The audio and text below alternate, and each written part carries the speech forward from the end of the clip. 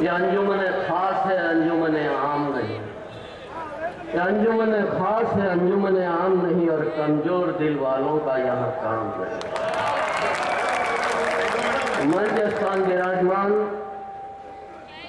मेरे बड़े साथी बुजुर्गों और सामने बैठे हुए, जैसे सिंधिया जी ने कहा, अन्न पुत्र अन्नदाता, किसान पुत्र, हमारे भूमि पुत्र, और जिनके दिल बहुत मजबूत है, जिनकी इच्छा शक्ति लोखंडी है, ऐसे लोगों के बीच में आते हुए सचमुच में मैं अपने आप को खुश नसीब समझता हूँ। यहाँ आने के लिए आप सबको धन्यवाद, बहुत बहुत मुबारक। लेकिन ये धरना कार्यक्रम सिर्फ जंतर मंतर तक सीमित नहीं रहना चाहिए। जैसे कहा गया, इसको गांव गांव तक ले जाना है, चौपाल तक ले जाना है। क्योंकि आज ऐसे लोग यहाँ पे विराजमान है सत्ता में, कि सत्ता में आने से पहले बहुत बड़े बड़े वादे किए थे, किसानों को वादे किए थे, हमारी महिलाओं को वादे किए थे, विद्यार्थियों को वादे किए थे, हमारे व्यापारियों को वादे किए थे। और सत्ता में आने से पहले और बाद भी कांग्रेस मुक्त भारत की बात कर रहे थे। लेकिन 9 महीने बाद हमें पता चला कि अब तो ये किसान मुक्त भारत की भी बात कर रहे हैं। और ये सिर्फ भारतीय जुमला युक्त भारत देश बनाना चाहते हैं, क्योंकि इनकी बातों में सिर्फ जुमला था, तो इनके अध्यक्ष ने स्वीकारा है। ये जो 15 लाख का वादा जो किया था, ये तो एक जुमला था, अपनी बात को वचन देने के लिए डाला हुआ जुमला था। लेकिन आज ये सब भूल गए हैं। सिर्फ 9 महीने में हमने देख लिया है कि नशे मन के लुट जाने का गम था तो क्या गम, नशे मन के लुट जाने का गम था तो क्या गम था। यहाँ तो बेचने वालों ने चमन बेचा है, उसी की शुरुआत है। और मैं जो सत्ता में है उनको कहना चाहता हूं कि ये तो शुरुआत है, सिर्फ तो इब्तिदा इश्क है, होता है कि वो आगे आगे देखिए होता है। जब ये प्रधानमंत्री बन के आए थे तो मुझे यहाँ के लोगों ने पूछा कि आपको इनके बारे में क्या कहना है। मैंने कहा गुजरात बर्बाद किया और देश बर्बाद कर दिया। गुजरात का कर्जा 1,80,000 करोड़, प्रति व्यक्ति 32,000 रुपये। देश की क्या हालत होगी। लेकिन उनके बारे में कहना क्या है, तो मैंने कहा कि तारीफ उनकी मुझसे क्या पूछते हो, तारीफ उनकी मुझसे क्या पूछते हो। उम्र सारी जिनकी तानाशाही में गुजरी और पारसा बन रहे हैं ऐसे, पारसा बन रहे हैं ऐसे जैसे गंगा नहाए हुए। तो ऐसे लोगों को पहचान करने की जरूरत है। इनको सिर्फ कुर्सी चाहिए, सत्ता चाहिए, तानाशाही में मानते हैं, अपनी पार्टी का भी उनको कुछ ख्याल नहीं है। मेरे पूर्व वक्ताओं ने यह कानून क्यों कांग्रेस लिया उसके बारे में जिक्र किया है।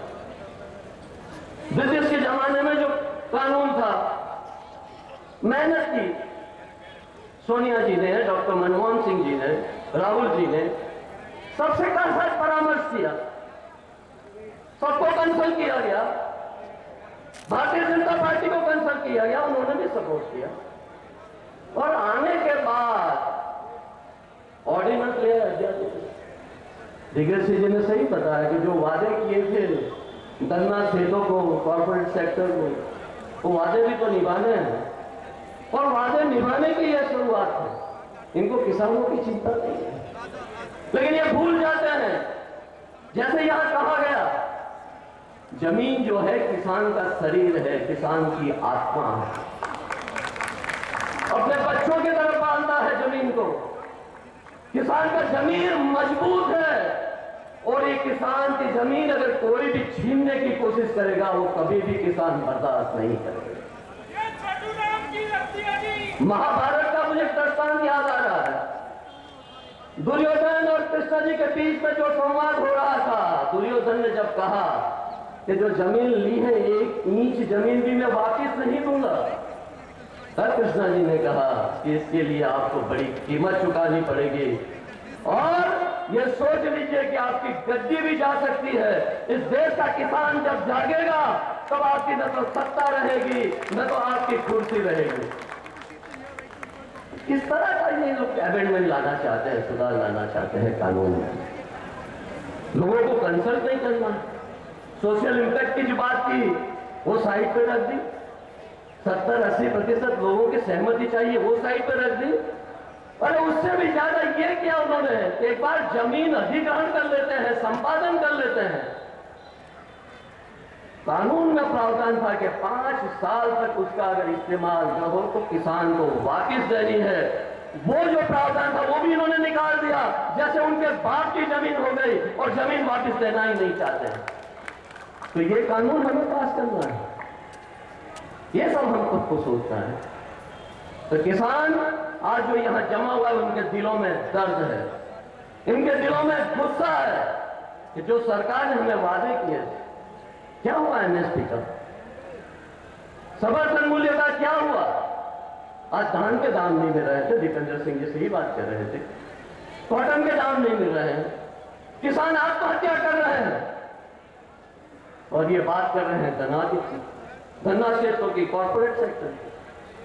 कांग्रेस ने कभी नहीं, कांग्रेस ने हमेशा इस देश का जो गरीब वर्ग है, मध्यम वर्ग है, जो देहात में रहता है, उसको केंद्र में रख के हमेशा जो भी योजनाएं बनाई है, पॉलिसी और प्रोग्राम बनाए हैं। कांग्रेस ने हमेशा व्यक्ति के ऊपर समाज, समाज के ऊपर राष्ट्र और राष्ट्र के ऊपर मानव कल्याण को रखा। कभी भी स्वार्थ की राजनीति नहीं की। सत्ता जाए तो भले जाए, कुर्सी जाए तो भले जाए, लेकिन हमेशा देश के हित में सोचा है। ये तो अपने आप के लिए सोच रहे हैं, तो इसीलिए यहां से जब जाए हर तरह की कुर्बानी देने के लिए हमें तैयार रहना है। जिस शान से कोई मक्तल में गया वो शान सलामत रहती है। ये जान का जाना कोई खास नहीं है, जान तो हमें जानी है। तो यही भावना के साथ, यही निर्धार के साथ हमें जाना है। और ये आंदोलन जो है यहां तक, या धरना प्रदर्शन यहां तक सीमित नहीं रहना चाहिए। इसको गांव-गांव तक पहुंचाना है, लोगों तक पहुंचाना है। ये सरकार किसान विरोधी है, किसान के हित के बारे में नहीं सोचती है। ये संदेश हमें फैलाना है और मैं समझता हूं ये संदेश आप फैलाएंगे तो आज आप यहां तक आए हैं वो सार्थक होगा। मुझे 2 शब्द कहने का मौका दिया, इसलिए भाई श्री जयराम जी, उनके साथियों का बहुत बहुत धन्यवाद। जय हिंद।